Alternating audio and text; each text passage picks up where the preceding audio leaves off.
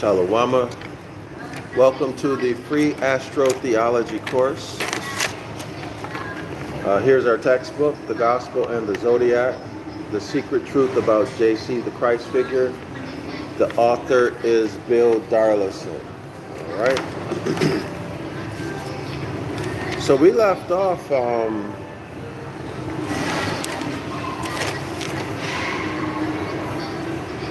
turn to the page. I believe it was page 20. Yeah, we left off on page 20. I haven't had a chance to check further into the two disciples topic that we left off on yesterday. But I will. But right now, unless something comes to me, I'm not going to get into it.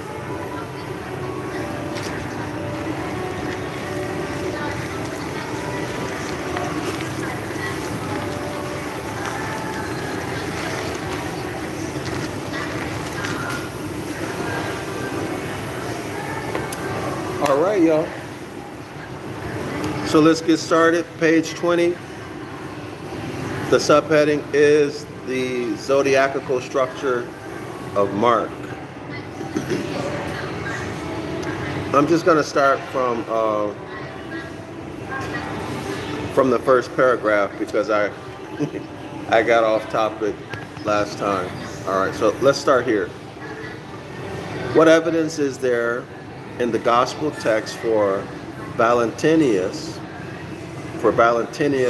contention that Mark's gospel uses the sun's, that's the S-U-N, sun up in the sky, annual journey in the heavens, so that's the sun going through each of the zodiac signs, right? The Mazzaroth, the Zoad. So from 1 to 12 and back to 1, that's what he's talking about. So remember, we have two paradigms. One is that the Gospels are allegorical stories that tells the story of the sun, S-U-N, sun's annual journey throughout the zodiac.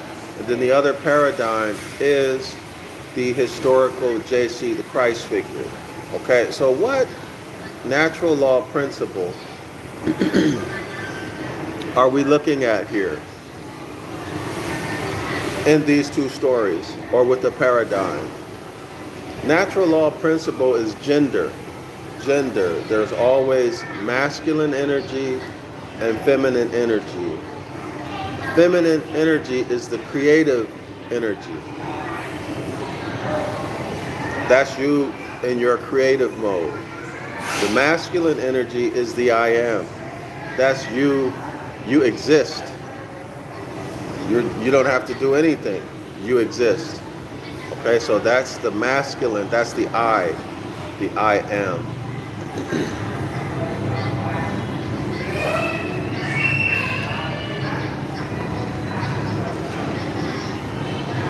So the natural law principle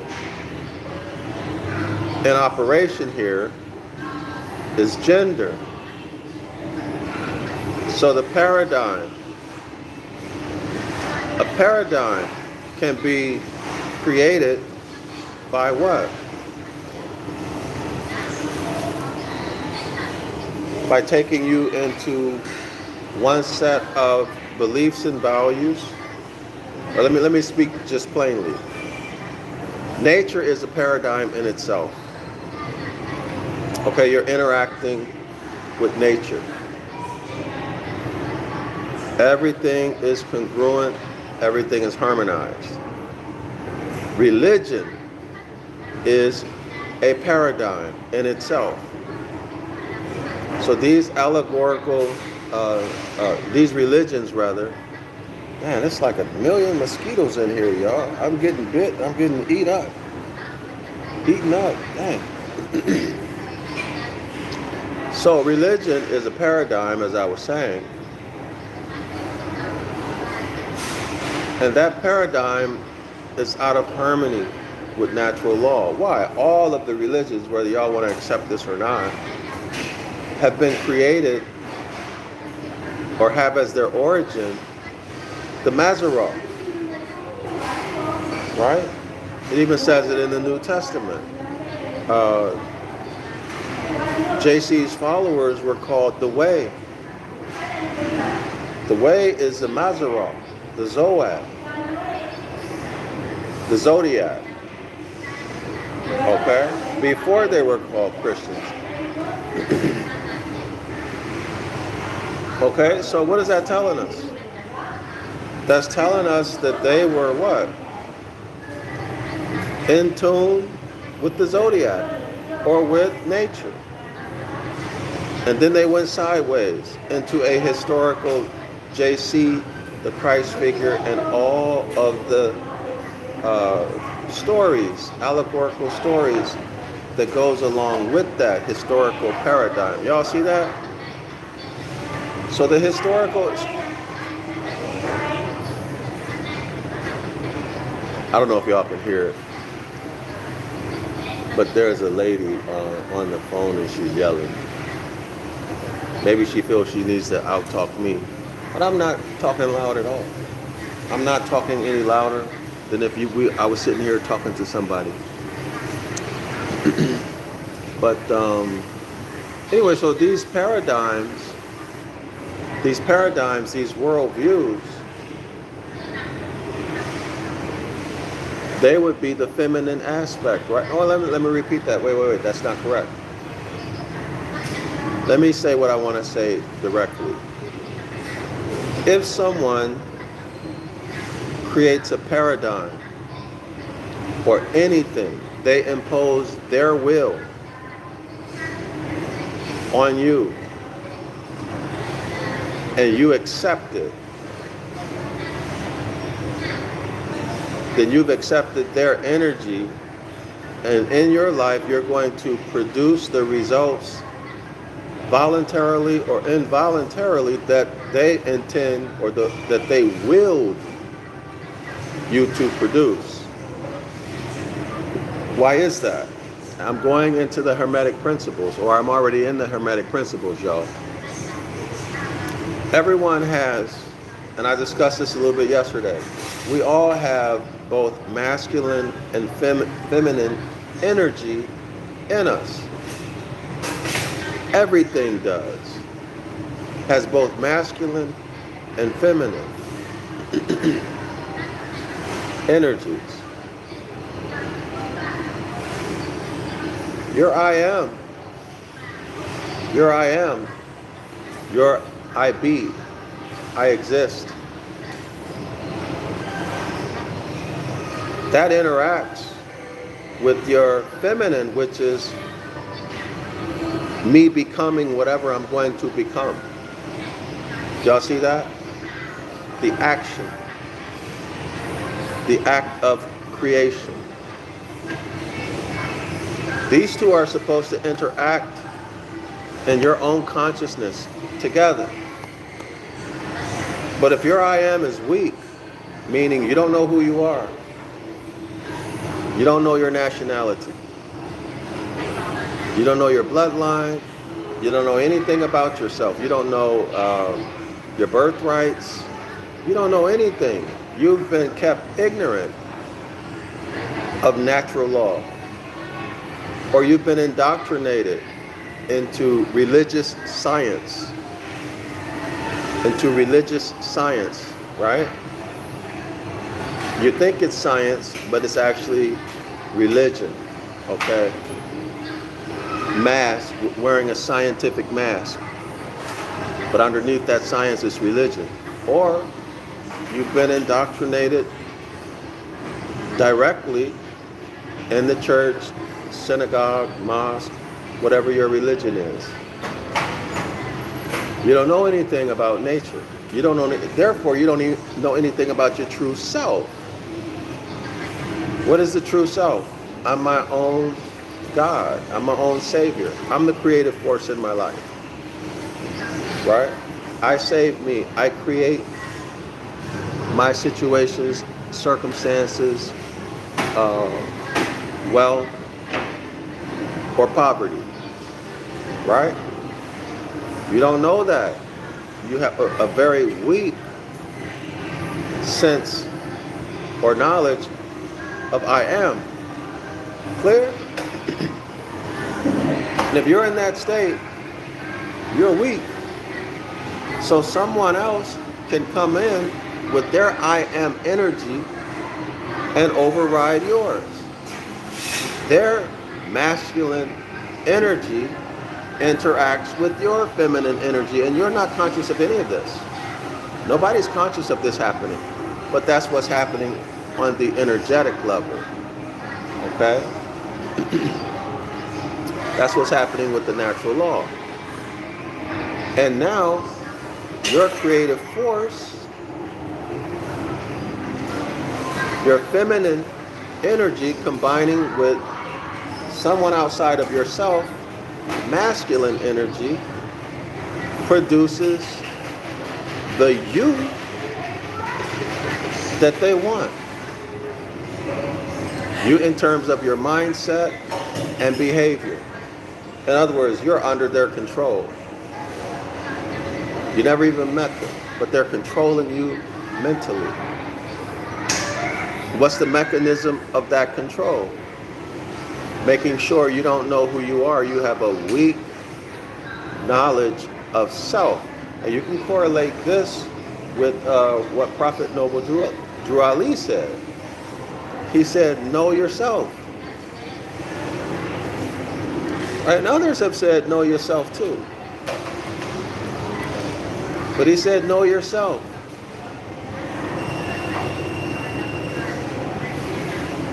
Study yourself. That will build a strong masculine energy. And somebody else's masculine energy can't come in and override yours and interact with your feminine energy and start producing results that benefit them and not you. Now, like I said, those of us who have which is most of us,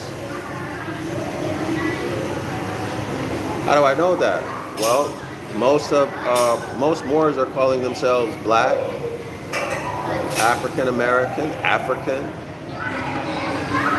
Latino, or Latina, Spanish, all of these type of things.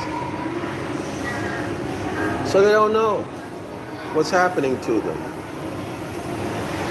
Y'all think that y'all like hip-hop music because you like it. No. That's not why.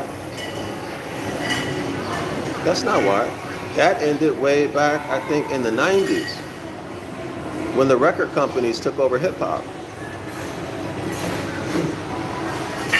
They're controlling you. They're providing you masculine energy through music and through television and other forms of entertainment. That's where you're getting your masculine energy. Okay, so in other words, you have a feminine energy, a dominant feminine energy. That's right. Most of the blacks, not most, all, that's why you're calling yourself Black. All of those bywords for Moors.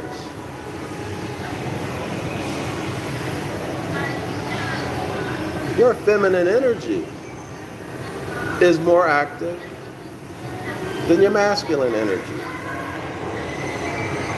And you pass that, you pass the behavioral outcome, the behavior and the mindset and the culture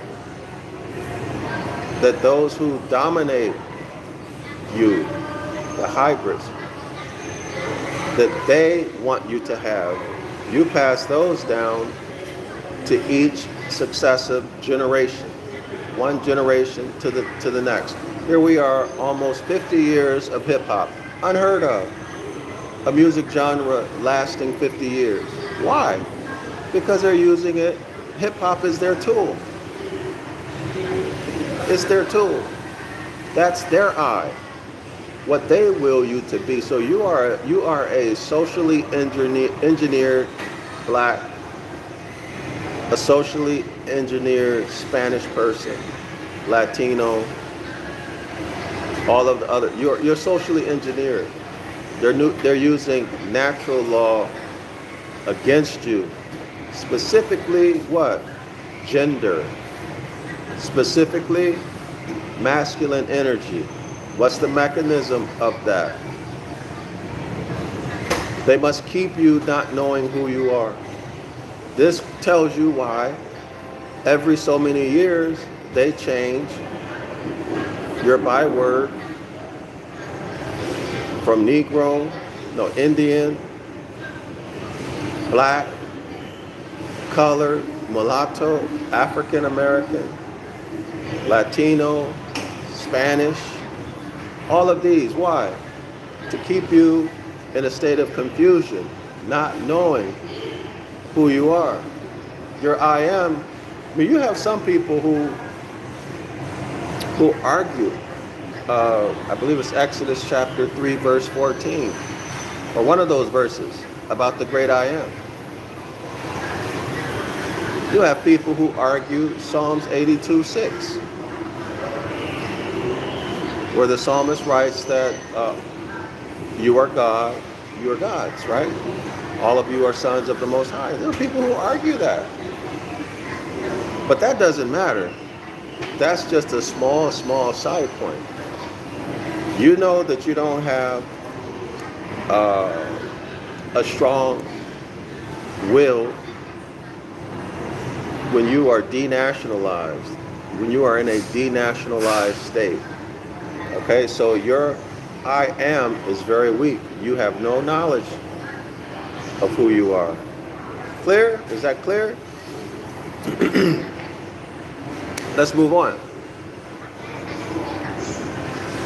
There is one conspicuous clue. We're talking about the evidence that Mark's gospel is telling the story of the Zodiac.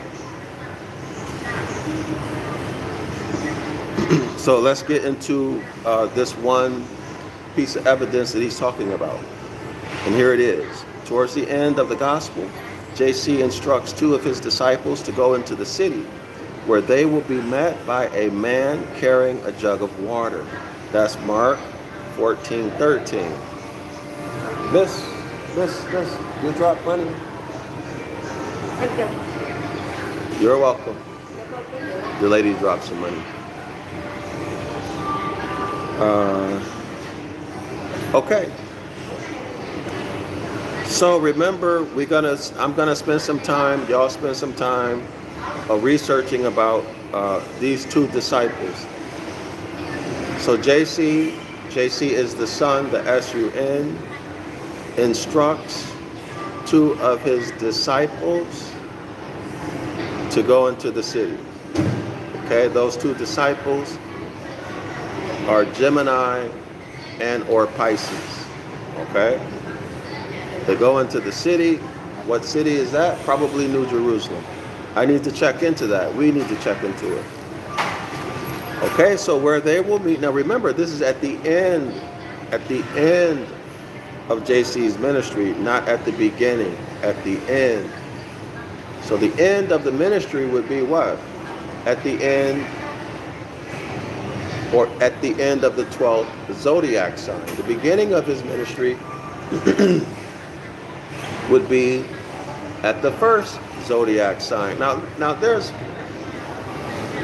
another way we can look at this. It just came to my mind. The sun enters into each constellation at 30 degrees. And it exits each constellation at 33 degrees. Hence, JC's ministry, I'm going to repeat that. Hence, JC started his ministry at 30 years old and completed it at at the end of 3 years. Okay? Now, this is an argument or a debate amongst the historical JC fans And the cosmology knowers, like Valentinus, who said JC's ministry was 1 year. Why? Because it takes 1 year for the sun, SUN, to go through each of the 12 zodiacs and start back at 1. It takes 1 year. Okay, but the historical JC fan club says that this ministry is 3 years. Okay, so there was a big debate about that for a long time, if y'all remember.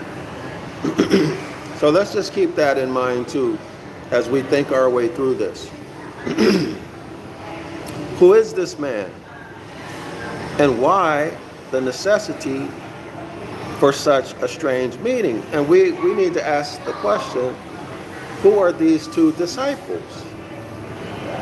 And what city? Okay, I'm not talking about what they wrote in the story. I'm talking about the natural or the zodiacal meaning. Okay, so let's continue. Commentators have made a variety of suggestions, of which this by William Barclay is typical. So let's get into these commentaries of what these scholars have said. We're still on page 20, y'all. His disciples wished to know where they would eat the Passover. Now, cosmologically, the Passover is when the sun, remember, this is the celestial equator, 0 degrees. It is a projection outward of Earth's equator, which is an imaginary line at 0 degrees. This is the sun as it's springing up,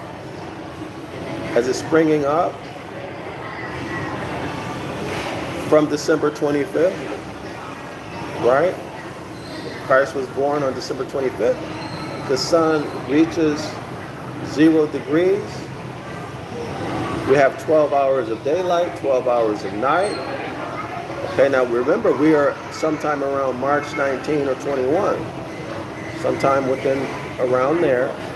So now we have justice, equal justice, 12 hours of daylight, 12 hours of night, equal justice between the Tropic of Cancer, the equator, and the Tropic of Capricorn. All right? This is the covenant of work, the covenant of labor, because this is springtime. It's time to get to work, time to start planting, right? Preparing your garden, your farm, your crops. Now the sun, this is what is this called? This is called the horizon. I'm talking about sunrise now. Imagine this as being a sunrise, okay? This is the celestial equator. Now the sun begins to pass over the celestial equator. Y'all imagine that when you see the sun rising. If you look over to the east, right? You see the sun rising above. Imagine the same thing. This is the Passover. In Judaism, they call this the Passover. In Christianity, what are they calling it? I think they celebrated a week or two after the Jewish holiday. I don't remember. But what do they call it? They call it Christ's resurrection, or in some religions, Christ's memorial. So the sun is passing over. This occurs in Aries, okay?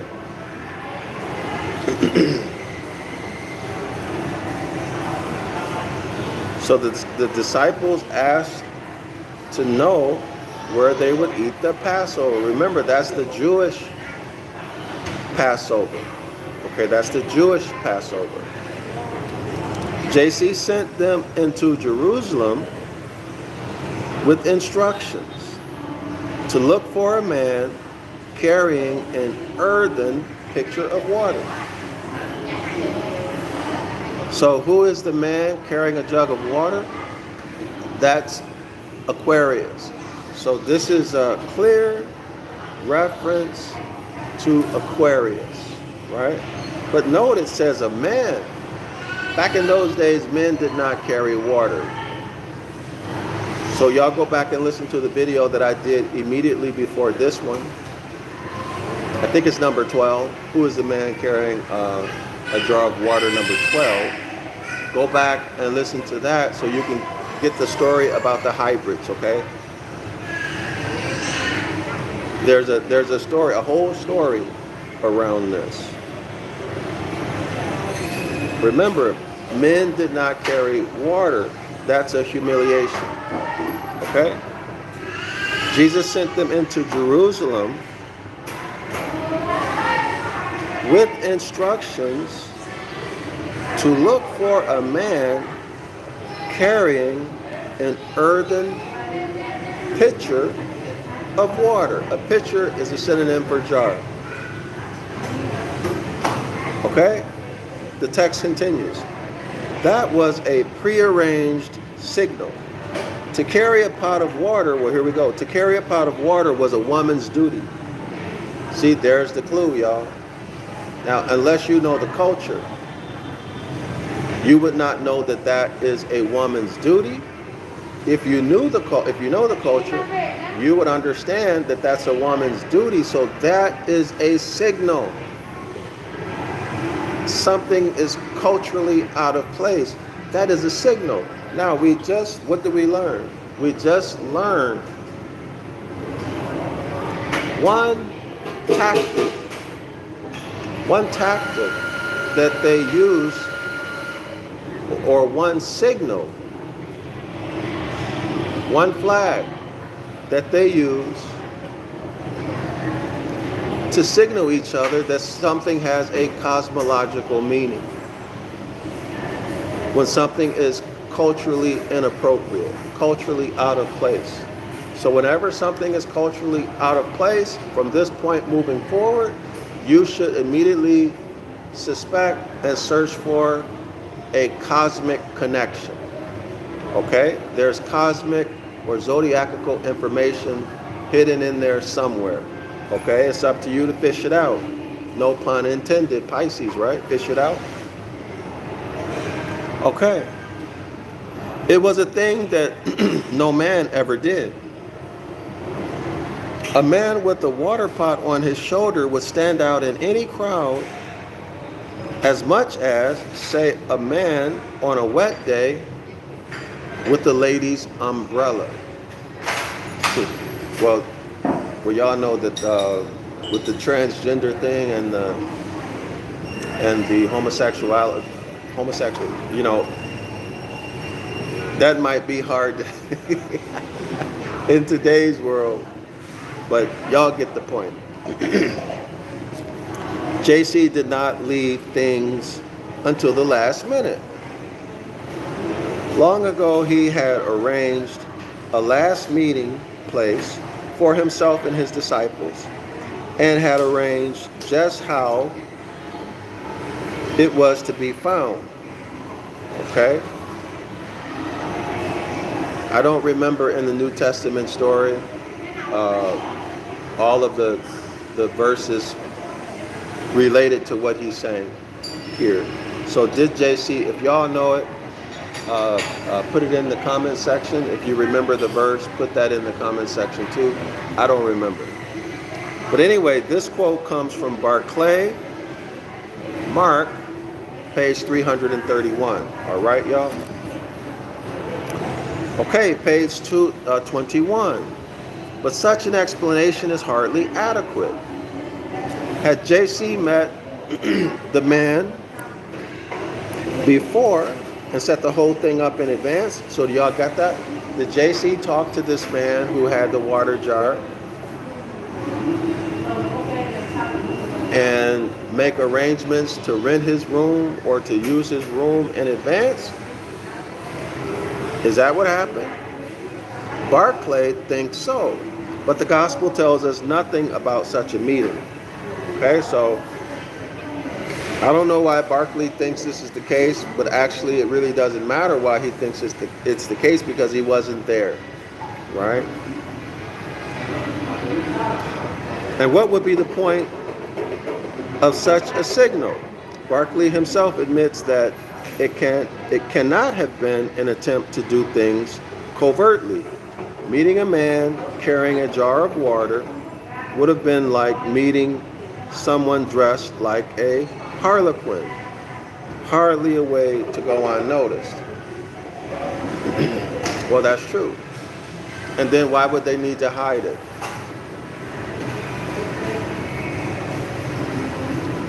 Why not just do what normal people do? Just go there and you find a place. Or when you're ready to go, you just send somebody, right? Why do you need to, but I don't know. I'm just talking. It really doesn't matter. One way or another, does it?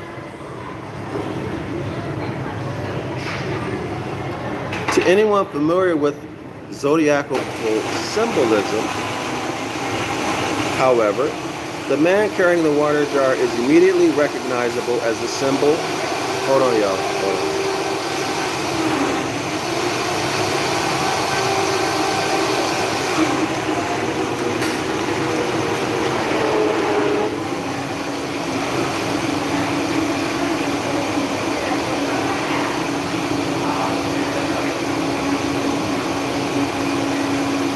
One second.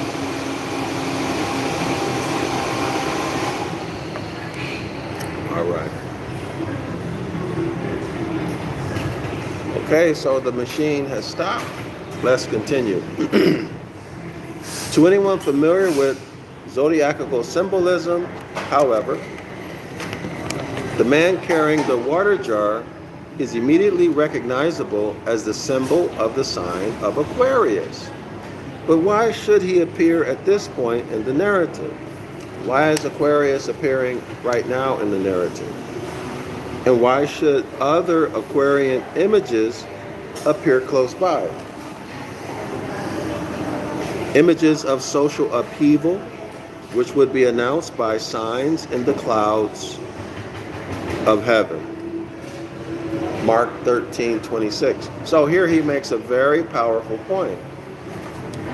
Very, very powerful point. The man carrying a water jar is a symbol of Aquarius. And when you look at the characteristics of Aquarius, there's social upheaval. In fact, extreme social upheaval. Okay? So not only are both of these mentioned, but they're mentioned close by. They're mentioned close by, okay? They're mentioned close by. And that, not just that one, it says other Aquarian images, so there must be more than one. Okay? Okay, so images of social upheaval, which would be announced, or preceded by signs in the clouds of the heavens. More intriguing still, why are these Aquarian images followed by an array of Piscean ones? That's also a powerful point. Very, very powerful point. Why are these Aquarian images followed by an array of Piscean images? So what are the Piscean images? The author lists them. Betrayal. Betrayal. Pisces is betrayal. Your camp leaders, you Hebrew Israelites, your camp leaders have betrayed you. You Christians, you Muslims, your preachers and pastors and reverends and imams, you Jewish people, your rabbis have betrayed you. But I really shouldn't bring y'all know what I'm talking about. The Jewish Hebrew Israelites, y'all who push Talmudic teachings and doctrines and Christianity at the same time. I don't understand that. But anyway, that's what y'all do. And your Christ figure, JC himself, has betrayed you. Why? Because he was never hung up on the stake. He's not your savior. He made his escape. That's right. When you look at the grammar, you will see that JC, the Christ figure, on paper, memorialized on paper, bounced, and let another man, most likely Simon the Cyrenian, hang up on the cross, which explains why the man hung up on the cross wanted to get down, had a different faith. In other words, he was weak, quote unquote, spiritually weak. He didn't have the faith that JC displayed during his ministry, where he was willing to give up the ghost at any time, at any moment, right? But he turned out to be a hypocrite, a fake. When it came down to doing it, he bounced and let the Cyrenian hang up on the stake and pay his bill, and he ran out of the restaurant. You've been betrayed. When you look at the text, you will see that JC the Christ figure is not your Savior, as much as that might hurt. But that is the fact. When you look at the text, you look at what it says. That's not a doctrine. That's what the grammar shows. Go check it in the Devil's Pulpit. The link is in the description area of the video. Print it. It's free. No reason why you can't go in there and research it yourself. All right? Right there for you. You've been betrayed at all levels. Suffering. Suffering. Christianity wants you to pick up your torture stake, your cross, and carry it and suffer through this life. However, if you were to return to who you are, Genesis chapter 2, verse 7, an autochthonous Moor sprung from the soil, the rightful heir of all land, all commerce and contracts, all resources, energies, too, terrestrial and cosmic. If you were to be, if your I am is honor and honorable, there's no outside it or more who could overcome your masculine energy, your I am. An impossibility if you know who you are. In terms of your nationality, and you follow the Most High's commandments, which are natural law, that means that what? You're in honor. Remember? Hold on, y'all. Remember? Christ. This is one line. These are the extreme opposite ends of one line. Here you're the Christ. This is honor. Okay? This is June 21, summer solstice. Okay? The sun, S-U-N, cannot go any further north than this. Okay? This is December 21. This is where it's dark and cold, winter. Dark and cold.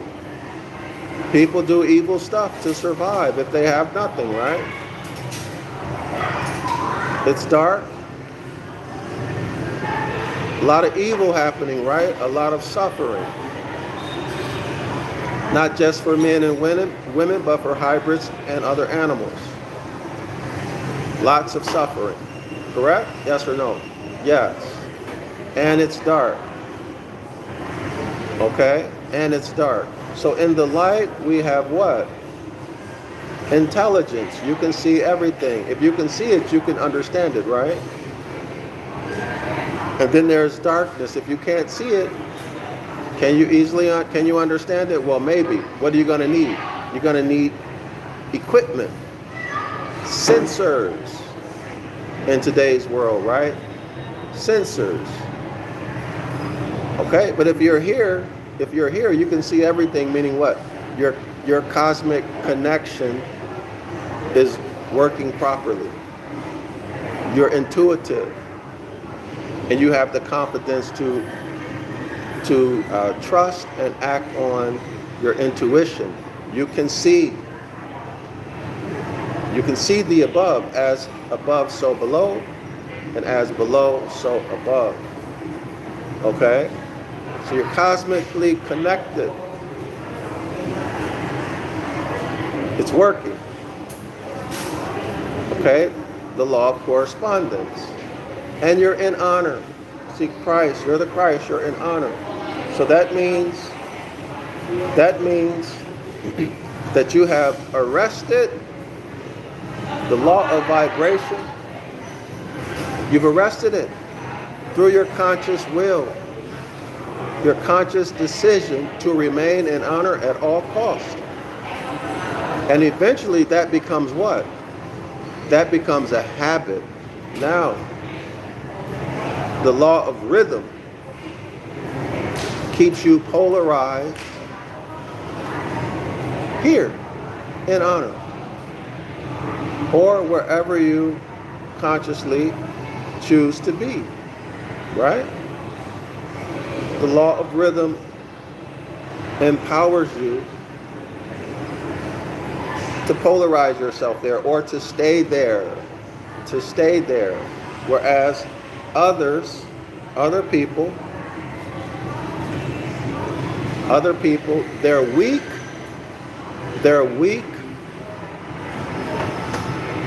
or lack of knowledge of who they are. Their I am gets what? Gets dominated, overtaken by the will, the I am of outsiders, other people, other its, other hybrids, whatever. Or what? Or the cosmic energy, the energy of the zodiacal age. That's baseline. Okay? So in order to overcome that, you need to first what? Know who you are. Okay? Know who you are. I am. And then be determined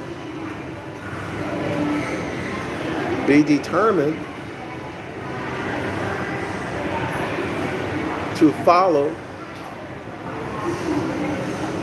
the Most High's laws. To live according to what? According to the principles, values, and heritage of our ancient foremothers and forefathers. Exodus chapter 20, verse 12. This is in fact what Prophet Noble Drew Ali was talking about. He and others. He's not the only one who said this. Okay, but he was the first one in the Americas to bring it back to our attention. Okay, so but what I've read about his life is that he learned from someone else. So obviously somebody else knew it. They just didn't tell the masses of people, whereas Noble Drew Ali made it public. Okay, clear? So how do you polarize? You polarize, but let me rephrase that. How do you activate, not activate, how do you use the law of rhythm? Consciously use the law of rhythm. You consciously use the law of rhythm. First step, you must know who you are. Second step, you must follow the instructions, which is living by the law of your ancient foremothers and forefathers. Okay, I'm talking about in the case where you want to be honorable. All right? Next step, what do you have to do? You have to take control and make a conscious decision to hear only those things that you want to hear.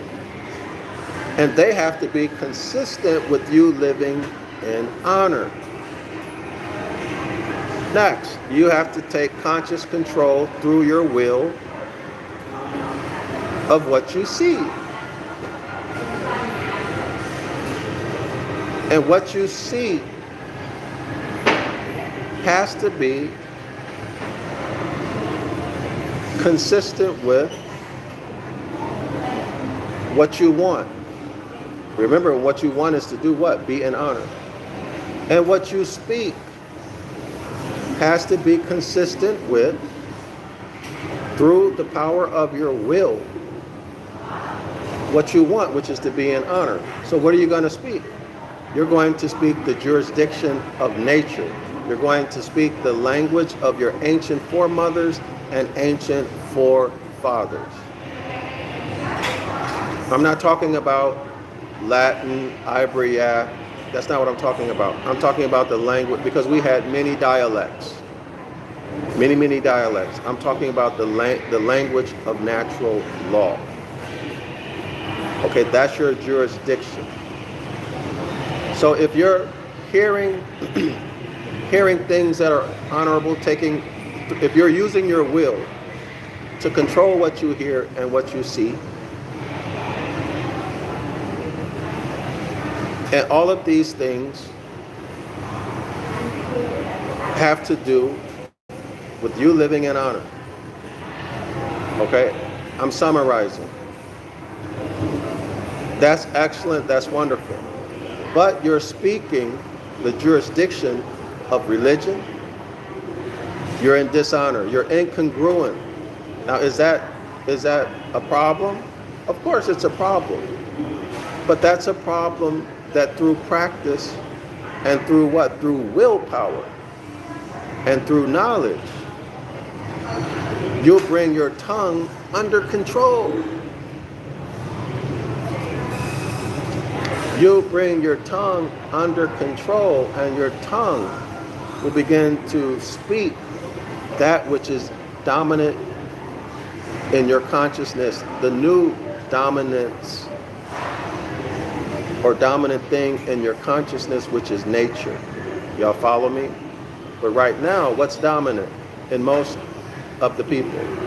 Religion, one religion or another. They're speaking the jurisdiction of maritime admiralty law, the jurisdiction of 14th Amendment chattel citizens. Clear? Y'all remember that corporations, the first letter of a corporation is capitalized. The first letter of a corporation is capitalized. Okay, so they are speaking corporate jurisdiction, Christianity. Y'all see that? But that's only normal because over time, through study, through willpower, through strength of willpower to control what you hear and see, meaning, this is my opinion, and I think I'm right, meaning cut off all of the entertainment. Okay, cut it all off. Music, the toxic hip-hop music, cut it off. The toxic TV shows, toxic stuff you're watching on on the internet, toxic magazines, physical magazines, etc. Cut all of that off. Okay? Cut it off. Might you go through withdrawal? You might. You might not. What do you replace it with? You replace it with being in silence, being alone, or being with your loved ones, your kinfolk and your heirs, or your friends. Go out in nature, take your shoes off. Okay? Instead of watching TV, look up into the sky at night. Start studying. That's another thing Prophet Noble Drew Ali said. He said you should study. He also said you should get a good education, right? I believe his words were get a good European education.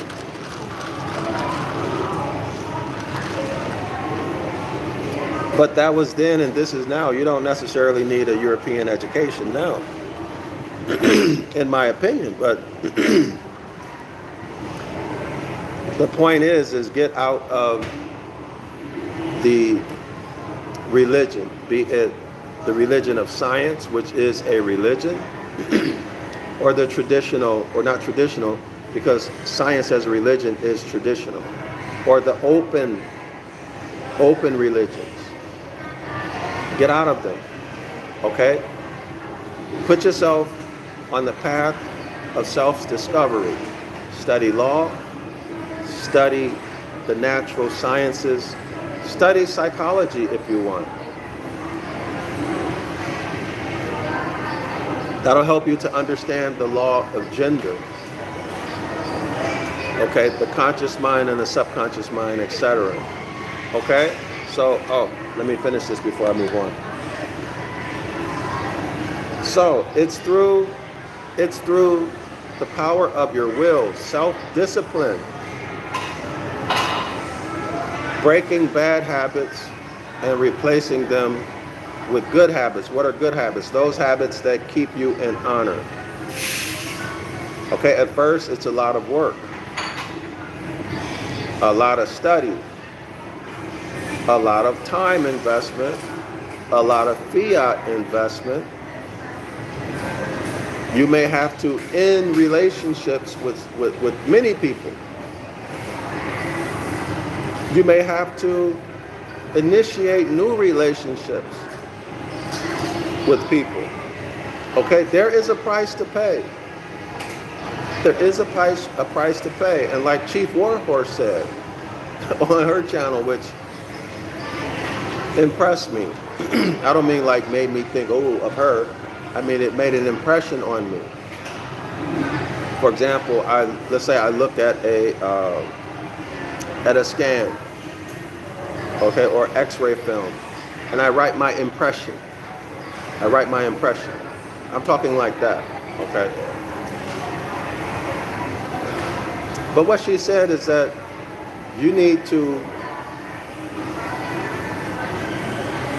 contribute, I'm paraphrasing, you need to contribute some fiat because the person who's giving you the information paid for it. They already paid for it, right? They already paid for it. So don't expect everything free. Okay, some things you should pay for because somebody else paid for it. And their sacrifice, their energy, their time. They could have been doing something else, or they could have been doing something with their heirs, with their kin, or anything else, but they invested. Okay, and there's no something for nothing. All right, so we should always be willing to contribute something. Okay, that's the point. But you're going to have to pay a price. Many people. I've heard some people say most people are not willing to pay the price. The price might be to sit your ASS down and study. I remember when I was in medical school, many students were not willing to pay that price to sit down and study. They always had something else to do. And then, they would be angry or crying or ashamed during exam time, or they get kicked out, right? You don't make the cut. They throw you out. Okay? So you gotta be willing to pay that price. Okay? Self-discipline and the power of your will. Pay the price. Okay, this might involve learning or using time management skills, etc. This is how we take the randomness out of the law of rhythm, and we capture it and control it so we can polarize ourselves anywhere along this line. If you want to be honorable, you polarize yourself here, right? Self-control, self-discipline. If you want to be dishonorable, you'll polarize yourself anywhere down here. If you want to continue being a dirty, rotten devil, SOB, you know, a deceitful bastard who harms, sabotages their own heirs. You know, just the worst of the worst kind of person.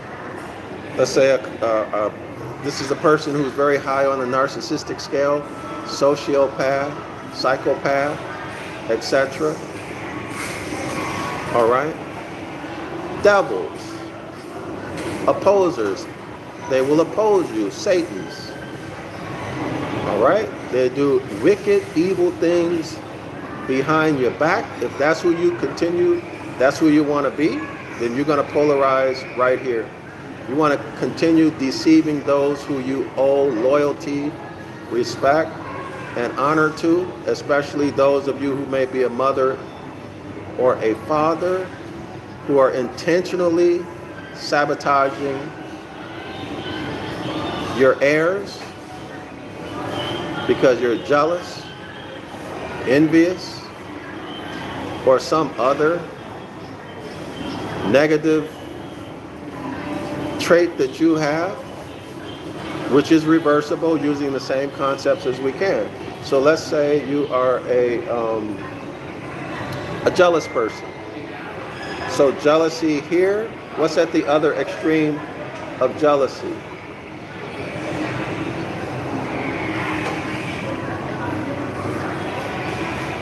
What's at the other extreme of jealousy?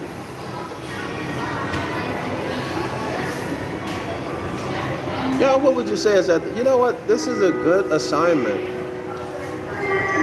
Maybe I'll do it or someone do it. Take all of the negative emotions and write what their polar opposite is. So jealousy and envy is when you hate somebody for what they have.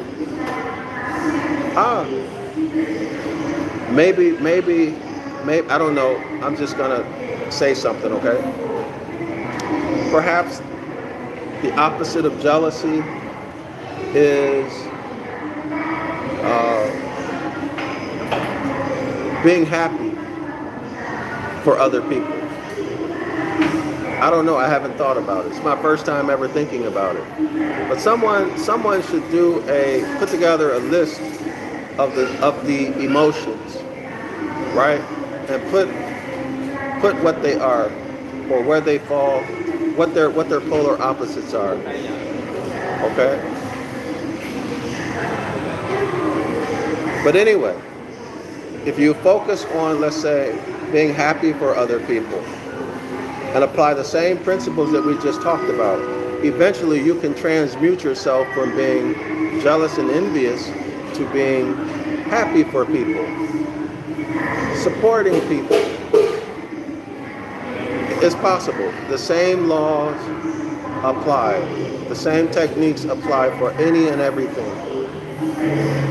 Okay, I forgot what it was I was talking about, so I don't know if I finished the discussion because I forgot. I'm distracted.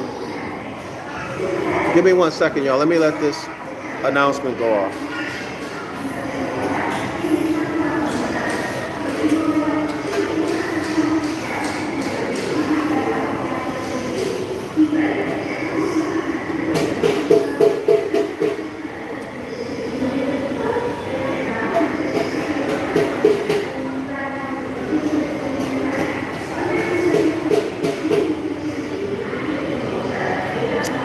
Okay, I remember now.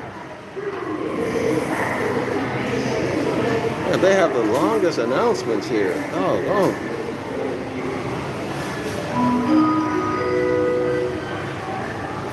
Okay, let's continue. So we were talking about suffering.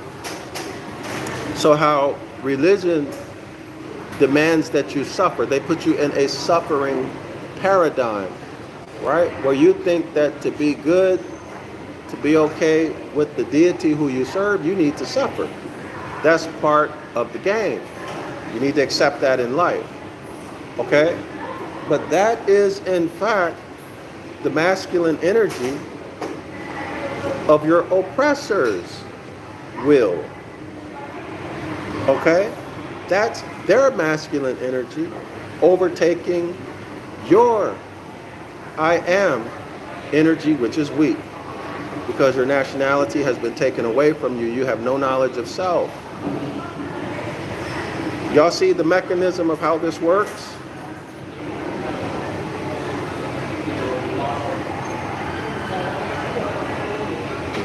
See that? So how do we fix it? We use the same mechanism. Right? Same thing in medicine. You learn the mechanism of what causes a pathology or a disease, and you correct the mechanism. You provide whatever's missing. That's it. So what do we provide to overcome this disease? Knowledge of who we are. Okay? Well, someone may say, well, Dr. Yasapa, that's what we're doing. Well, yeah, that's what we have been doing, right? But what's happening? The people continue to receive. They turn on the radio, turn on the TV, and subject themselves.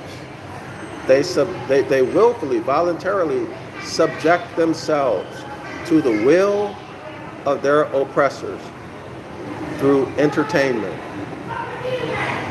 So what should people do? Turn off the TV, turn off the radio. Don't listen to or watch any of their entertainment. It's toxic. That's the mechanism. And that's where that's where your will, the I am, that's where the I am's will comes in. Okay? Now, can you make someone do something they don't want to do? Absolutely. Yes, you can. We've been talking about it for the last 5 or 10 minutes. You impose your will upon them. How is that done? You control what they hear, what they see, and their paradigm. What's the paradigm? Religion. So how do we overcome that? We interrupt. We interrupt what they hear, what they see, and get them out of religion, which is what I'm doing by providing these free astrotheology classes. Okay? I think that's clear. I don't have to discuss it any further. So they put you in a mindset of suffering, in contradistinction to what is suffering? Suffering is a contract of labor, right? Suffering is a contract of labor. Passover, right? March 21, time to start preparing the field and planting. This is the contract of labor. There's no rewards here. This is all labor and input of resources and energy, okay? There's no reward there. But as the rightful heir, you are the beneficiary. You ain't doing no work. You're in the covenant of grace. Yes, why? The law of cause and effect. You're acting in honor. Remember, you have an inheritance. Everything is set up for you. Is that clear? The earth gives its produce. You don't have to do anything. Sit back and collect what you want. In fact, you don't have to act like you don't know what you're going to eat tomorrow. right? Yeah, generation. I'm talking about back in the days before we were taken out of power and things went sideways. Everything is there for you, generation after generation. Okay? You just go out and get what you want. Nothing to fight over. Okay? That was the culture and the mind state. Y'all see the difference? See the difference? Covenant of grace, where you're the Christ, you live in harmony with natural law, meaning you follow the Most High's commandments. You're living out the values and the principles of your ancient ancestors, which are what? Which are the covenant, the Mosaic covenant, if you're in religion. Okay? As soon as you step out of that, you have corrupted the blood of the covenant. Okay? Step out either in behavior or speech.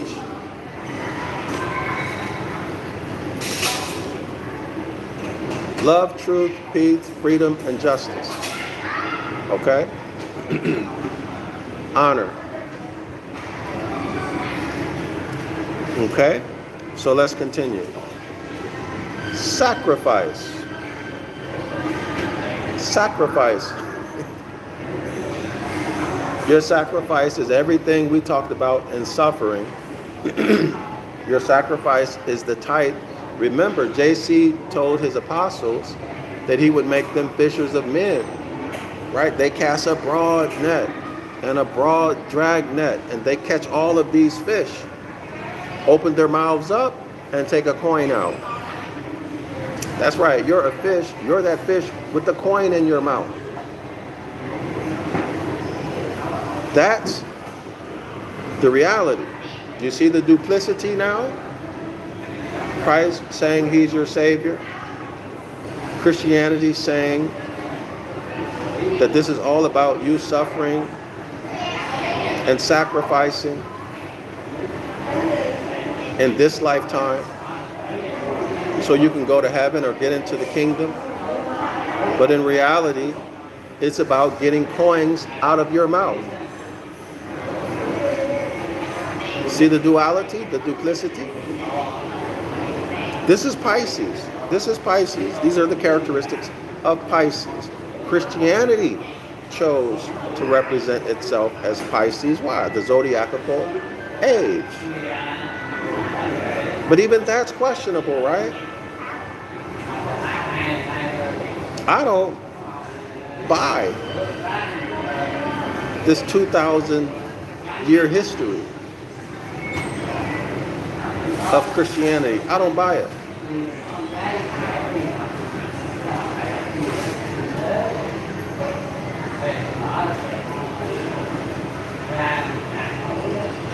Anyway, let's continue.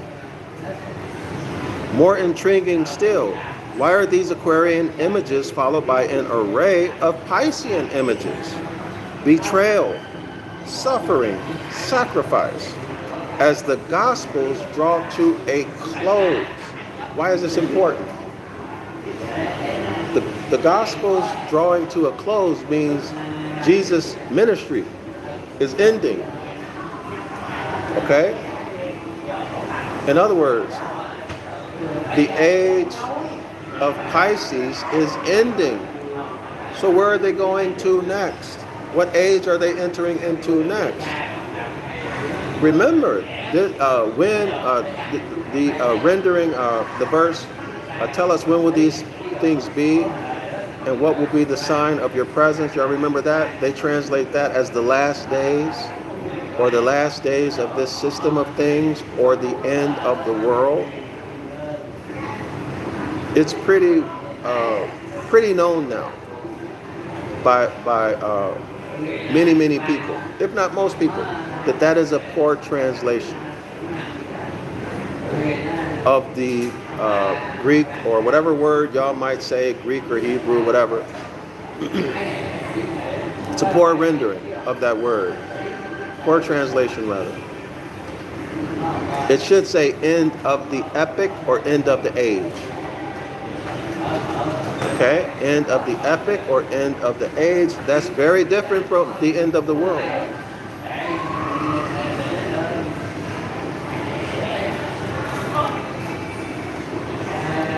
Okay?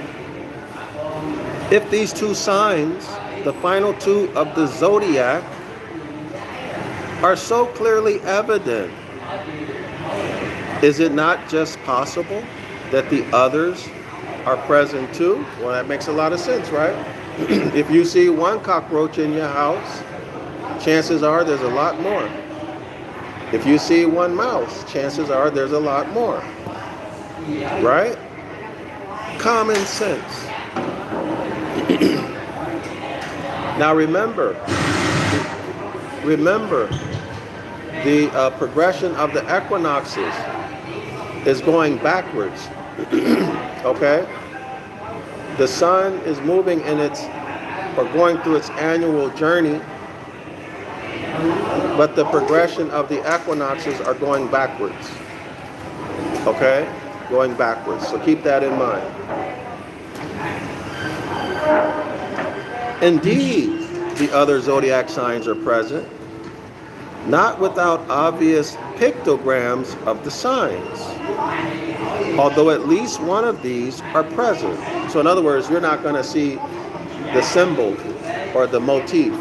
What you will see is zodiacal key words, key phrases, okay? And what? And images.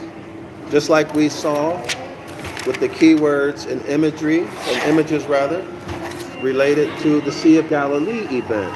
Psalms 107, verse 23 through 30, and Mark chapter 4, verse 35 through 31. We saw what? Well, the same thing the author just referenced. Key words, key zodiacal words and phrases, and imagery. Okay?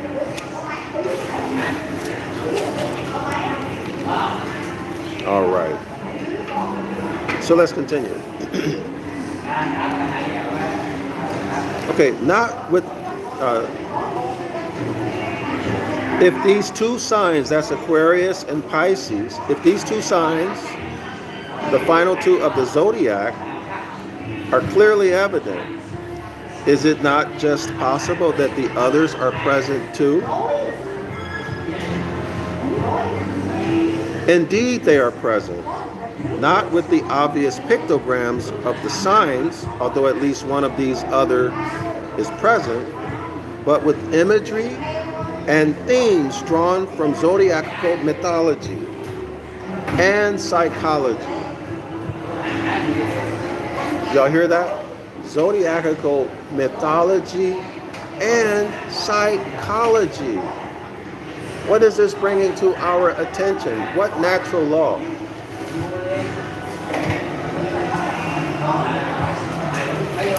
Well, the mythology, the psychology. This has to do with gender, right? I'm not saying others are not present, but when we see psychology, we should think what? The conscious mind and the subconscious mind. The conscious mind is masculine energy. The subconscious mind is feminine energy. The mythology, which is really hidden history. Hidden history.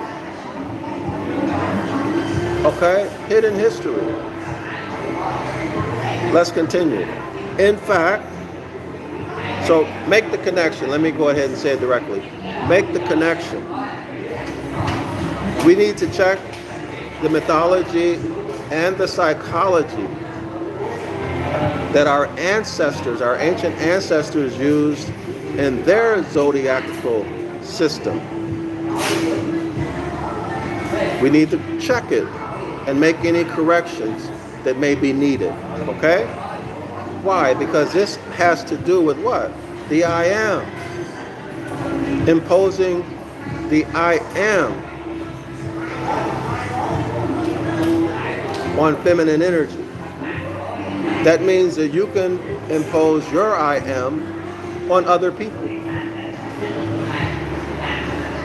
to get them to do what you want them to do and put them on autopilot for their generations to come to do your will, and they will never realize that they're doing your will. They'll think that they're doing their own thing. Like y'all think hip-hop is yours. No, hip-hop belongs to, if you don't believe me, who owns the record companies? Who owns the masters? Who owns the distribution? That's theirs. Do you think that they don't dictate the lyrics of these hip-hop songs? Don't you see their culture, their mindset, the bass, thinking, and behavior? Don't you see that in the hip-hop since they took it over? It's not yours, my friend. Not yours.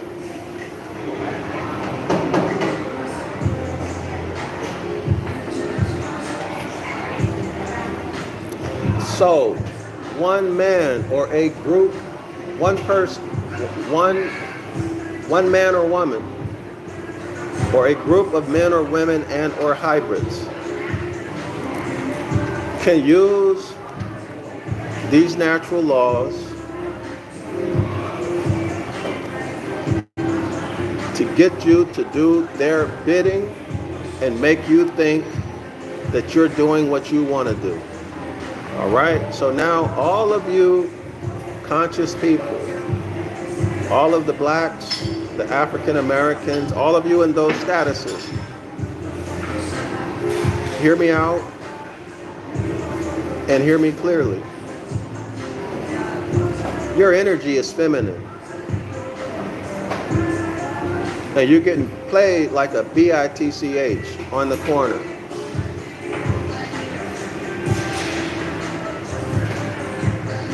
Stand up and be a man and be a woman. Find out who you are. Okay, find out who you are. And then exert your masculine energy. All right? Exert your masculine energy so that it will interact with your feminine energy. And then you will be somebody. Right now, you're just a bitch. And you can tell them Dr. Yasapa said that. All right, tell them Dr. Yasapa said that. I'm talking about nature. That's your energy. Feminine. Okay? Feminine. Only one way out, and that's to be honest with who you are. Learn who you are. Return to the Most High. Period. Otherwise, you are feminine and you're being led by your pimps. And I know I'm talking in crude language, but I think most people can understand that. Your pimps got you out there on the corner in the cold winter, cold wintry weather, in skimpy clothes, while you teach Pan-Africanism and the different religions. Okay, you're a feminine whore. That's your present status. I'm trying to create a image for you. All right? So we know who the men are. The men are those of us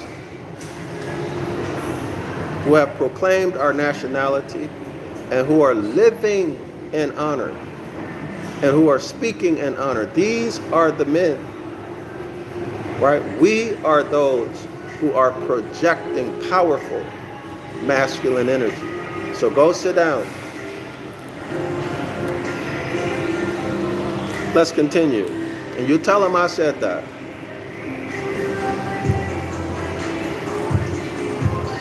Hopefully that will put you to shame, or at least shame in terms of causing you to start to investigate, okay? Not trying to insult you. I'm telling you your present condition in nature. Okay, so I would not tell a cancer patient who doesn't know they have cancer that they don't have cancer. No, I'm going to tell them the truth. And I'm going to tell them their treatment options, right? That's what I'm doing with y'all. Boys and girls.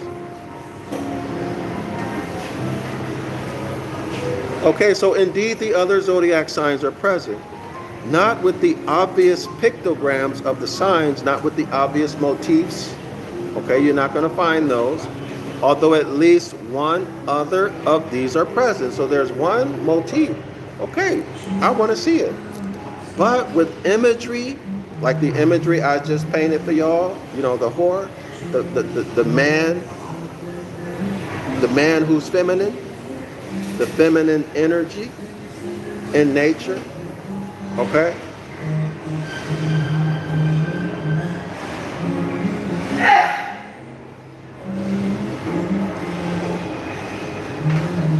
The baby Huey type. Or this can be even an overly masculine man, right? Even an overly masculine man. If he doesn't know who he is, okay? If he hasn't taken any steps to proclaim his nationality, to follow the Most High's commandments, he's just a big masculine woman. Why? Clearly, his masculine energy is low, out of balance with his feminine energy. Therefore, by default, what happens? By default, someone else's masculine energy comes in, and since his is so low and theirs is so strong, it interacts with his feminine energy, and it produces the child or the offspring of that other man, those other people. And he thinks that his thought processes, his desires, his lusts, his hopes and his dreams, he thinks those are his, but they're not. Okay, he has been engineered, socially engineered, hypnotically engineered, whatever you want to call it. Mind science has been used, the natural laws of consciousness, in this case gender, has been used to overtake him and to control him. Okay? Next, on that vein, Piscean energy, or the energy of the zodiacal age, is the baseline energy. So his I am energy, his knowledge of self is so low that now the dominant or the cosmic energy of that age interacts with his feminine energy and does the same thing. Okay? He's not in control of himself, his consciousness. Cosmic energy is. So he's going to produce behavior and thought and speech consistent with the Piscean age, which is betrayal, suffering, sacrifice, right? All of that stuff that we went over in the last video and in the videos on Pisces. That's what he's going to produce, or she's going to produce, or they're going to produce rather, in their lives. Y'all see that? Add on top of the Piscean energy. Remember, cosmic energy will dictate or sets baseline cosmic consciousness. Okay? So here it's toxic Piscean energy. Now take someone who has strong, or a group of people who have strong sense of a strong knowledge of self, right? Strong willpower. Disciplined people. And they impose their will on the people using the natural law that I just talked about. That on top of the energy of the zodiacal age. Do y'all see why we are a destroyed people right now? But the good news is that we know the mechanisms of how these things are done. All we need to do is reverse them. But that's easier said than done. But we know how, using natural law. Okay? Using natural law. You cannot escape. You cannot escape the obligation and duty to learn who you are, your bloodline, and what laws apply to you. In our case, is natural law, and to live them out. That takes willpower, a strong willpower, right? And self-discipline, and breaking bad habits, and to form new honor-based habits, okay? But that's the warp and the whoop of the whole game. I just gave you all the game, okay? Let's continue. In fact, the Gospels can be divided with no trouble whatsoever into sections which bear the characteristics of each zodiacal sign. Y'all hear that? The Gospels can be divided into sections that bear the characteristics of each zodiacal sign. Well, how are these sections delineated? Well, he already told us. Through imagery, zodiacal mythology, and psychology imagery that we find in the Gospels. What else? Through zodiacal keywords and phrases. So if you know the mythology, you know the psychology, what field of study, what field of knowledge is this, y'all? This is philology. This is philology. This is philology.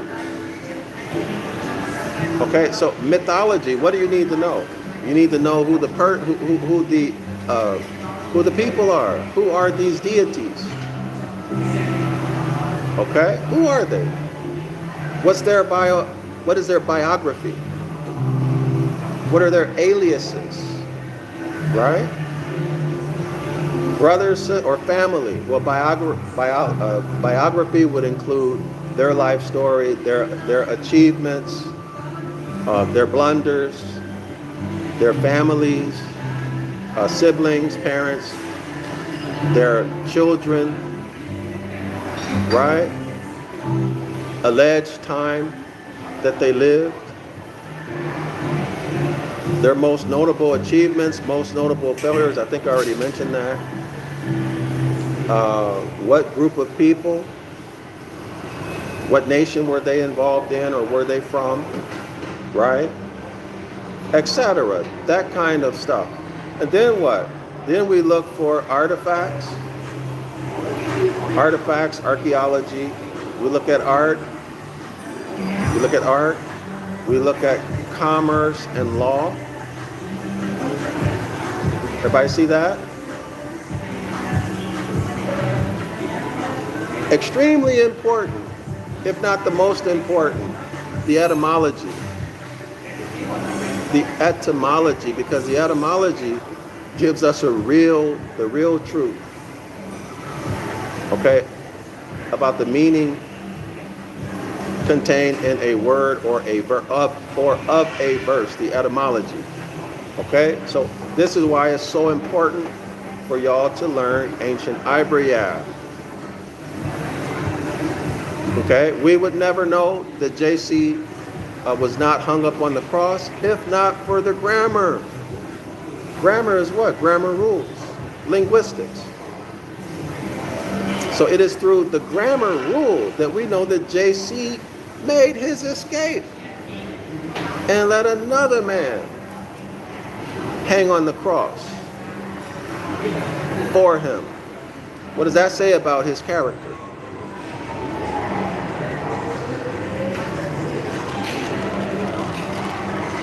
Y'all think that that's not a signal that there's a deeper meaning or another meaning behind that event? Of course it is.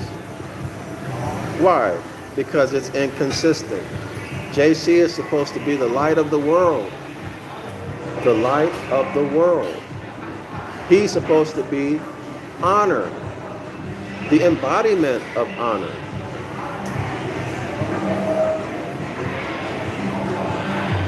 What else? He was supposed to have given his life as a ransom sacrifice so that all of the house of Yasharallah would be saved. Or if you're a Christian, so that the whole wide world may have everlasting life. But he never did that. So it's inconsistent, so there's a signal that has a cause or a zodiacal meaning. I hope everybody understands that. Although the two synoptics, Matthew and Luke, which are supposed to, you remember Mark is the oldest gospel. Okay? Matthew and Luke, scholars acknowledge, were written off of Mark's gospel, which is not the original gospel. Remember, the original gospel is Coptic Egyptian. Okay? Although the other two synoptics, Matthew and Luke, contain much of the same material as Mark. The stories are ordered differently. Now that's a problem. That's a signal. Do y'all see the duplicity? The stories, the chronology of the stories don't match. They have different chronologies. Same events happening on different dates and times. Y'all hear me? That's a problem. Remember, if you are, let's say, a defense attorney, you're gonna eat them up, right? So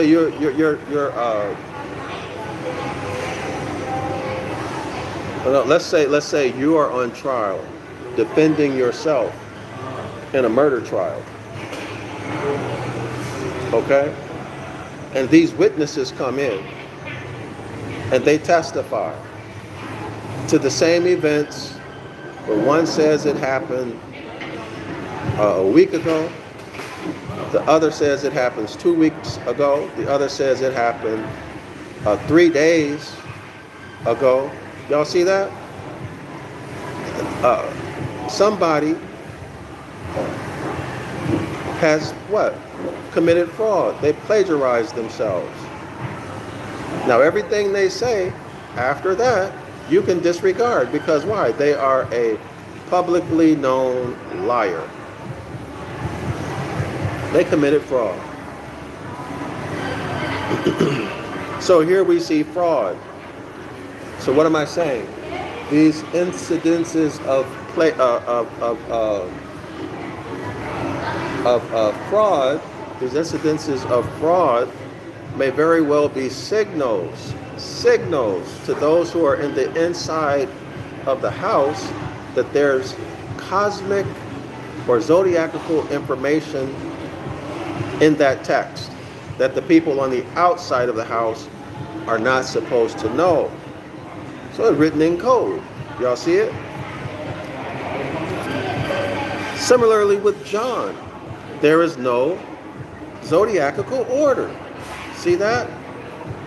So these are signals, in my opinion, because you'd have to be just a complete idiot if you're going to tell a lie, right? If you're going to conspire to commit fraud on the whole world, and then you don't have sense enough to make sure your dates and times for each event line up. So you'd have to be an idiot. So these have to be signals. They have to be signals. Cinch out. They have to be signals. Clear? Nobody can be that stupid or lazy, right? When your objective is to rule the world. Now, some of y'all may be lazy.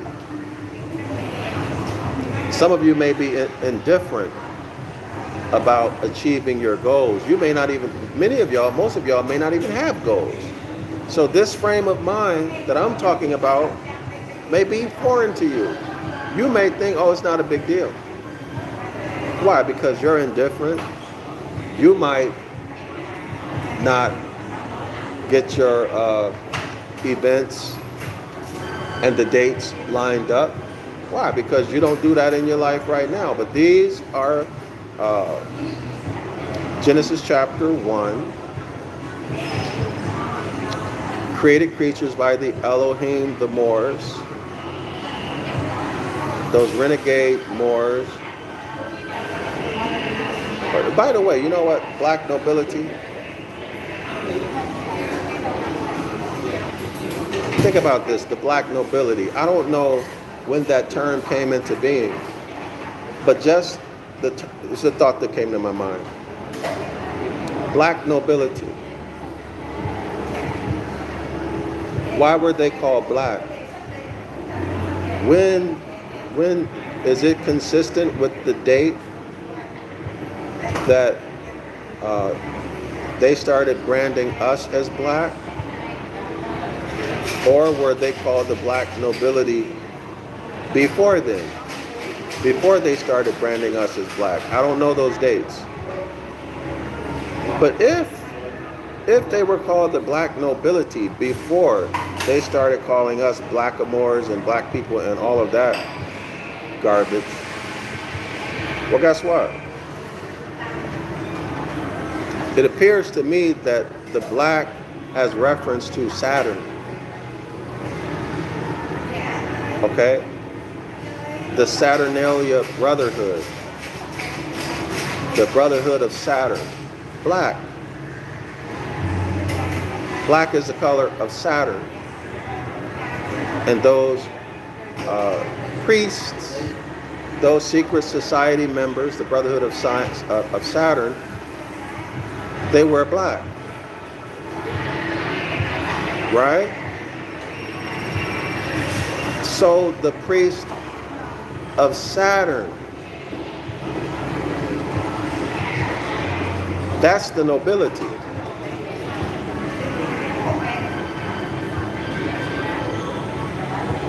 Is that clear, y'all? Is it clear? It has nothing to do with skin color. If in fact the phrase or the term black nobility is older than blackamoor, I'd have to check because I don't know offhand. So maybe it's just me who didn't know. I'm sure other people know this, but I can only talk about what I know. Okay? Yes, but that black nobility, these are the worshipers of Saturn, the priest of Saturn. Okay? Those are who that's referencing. If that term is older than blackamoor and black, etc. Okay? That's my opinion. And of course, you can go check the characteristics of Saturn. Okay? And that'll give you some insight into the mentality and behavior of the black priesthood. Right? Correlate this back to the devil's pulpit, where it says that these Christian religious leaders, they're worshiping the Prince of Darkness, or the Prince of Darkness, I believe that's what he said. Okay?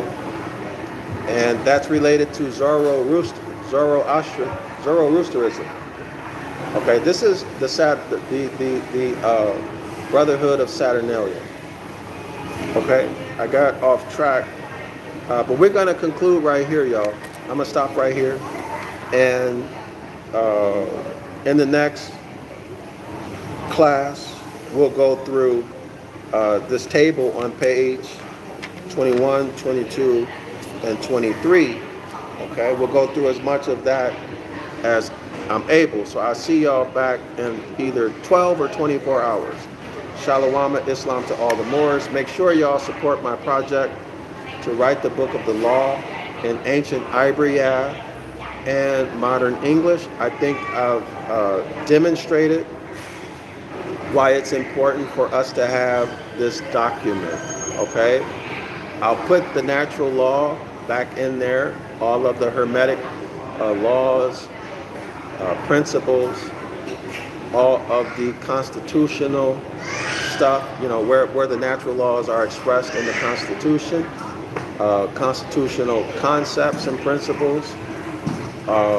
You'll find many of the things that I will include in the book of the law in the description area of this video. The 7 Hermetic Principles, due process of law,